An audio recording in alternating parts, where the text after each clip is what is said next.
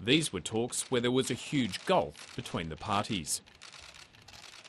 Russia is demanding the security alliance NATO does not expand eastwards. For us, it's absolutely mandatory to make sure that Ukraine never ever becomes member of NATO.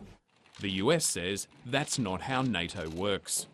We will not allow anyone to slam closed NATO's open door policy, which has always been central to the NATO alliance. But this goes beyond who Russia wants to veto joining the alliance. It wants to rewrite a treaty it's not even a signatory to.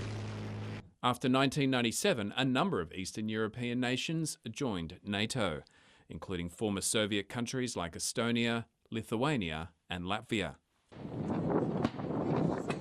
Now President Putin wants to turn back the clock and ensure NATO troops and weapons are only allowed in the countries which were part of the alliance before 1997. Not 1 inch to the east is what we were told in the 1990s. And what happened? We were duped. We were brazenly duped. There were 5 waves of NATO expansion. And now these missile systems are appearing in Poland and Romania. Poland and the Baltic states believe Russia is trying to re-establish a sphere of influence in their countries. As the talks in Geneva got underway, protesters in Kiev called for a Ukrainian seat at the table.